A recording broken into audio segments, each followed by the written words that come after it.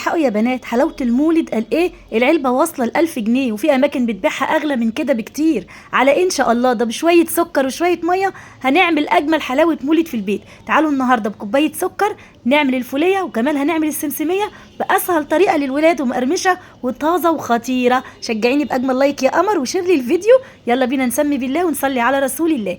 اول حاجة هنا نزلت في الطاسة سخنة طبعا على النار بكوبايتين ونص من السمسم المحمص. ممكن يبقى سمسم ابيض عادي بس تحمصيه زي ما انت شايفه كده. يا دوبك بس انا عشان عندي السمسم متحمص اديته تشويحه يعني بسيطه قوي على النار عشان اطلع الرطوبه بتاعته. عندي هنا صاج زي ما انتم شايفين كده، جبت كيس تلاجة وفتحت الكيس التلاجة في الصاج، ودهنت كيس التلاجة زي ما انتم شايفين كده بالزيت، وركنته على جنب عشان لازم تكونوا مجهزينه. تمام. عندي هنا بقى في الحله نزلت بكوبايه من السكر، عليها تلت كوبايه من الميه، معلقه كبيره من عسل الجلوكوز، ونص عصره ليمونه او ربع معلقه صغيره من ملح الليمون. هسيبهم يغلوا كويس قوي على النار كده بالشكل ده زي ما انتم شايفين لحد لما يوصل قوامهم او لونهم اللي زي ما انتم هتشوفوا كده. تمام اهو زي ما انتم شايفين يا بنات، هو ده اللون اللي احنا عايزينه.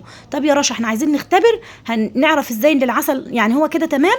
هتجيبي كوبايه فيها ميه ساقعه عادي من التلاجة وتحطي نقطتين كده، اول ما تلاقيها كورت في ايديكي كده وبقت ناشفه زي ما شفتي يبقى كده تمام. بعد كده هتنزلي فيه على طول وهو سخن، اول ما ينزل من على النار بنص معلقه بيكنج باودر وكيس من الفانيليا، وهنقلبهم بقى كويس قوي. وبعد كده وهو سخن لسه برضو هننزل فيه كل ده في سرعه يا بنات، عايزه سرعه. هننزل بقى بالسمسم بتاعنا بكميه السمسم بتاعتنا بالشكل ده، وتقلبيه بسرعه جدا، وتنزلي في الصاج اللي احنا محضرينه اللي فيه كيس مدهون بالزيت عشان يسهل معاكي الفرد. هتبداي تجيبي كيس تاني برضو وتغطي كده بالسمسميه من فوق، وزي ما شفتي كده عشان تعرفي تشكلي تفرديها بسرعه بايديكي وتشكليها بسرعه. طيب شفتوا بقى الخطوه اللي احنا خدناها هي نفس الخطوه بالظبط عملناها في الفوليه. برضو نفس الموضوع، كوبايه سكر، تلت كوبايه من الميه، وعليها نص معلقه من البيكنج باودر او اللي هي البيكنج صودا عادي. وهتبداي تنزلي كده زي ما انت شايفه بالفوليه بتاعتك. وزي ما قلت لكم اهم حاجه السرعه، نفس الخطوات. بصي هنا بتبقى سخنه جدا جدا، وهتفرديها بسرعه جدا علشان كل ما بيبرد كل ما بينشف معاكي وهيتكسر معاكي بعد كده مش هتعرفي تفرديه بالشكل ده. عايزه اقول لك مش هياخد من ايدك 10 دقايق وانت واقفه. شويه سكر وميه كرملتيهم على النار ونزلتي فيهم بالفوليه بتاعتك. تقدري تعملي كده في الفوليه والسمسميه زي ما شفتي، وكمان الحمصيه بنفس الخطوات. طيب هنبدا بقى اول ما نفردها كويس قوي وهي لسه سخنه في الصينيه، برضو بتقطعيها وهي لسه سخنه.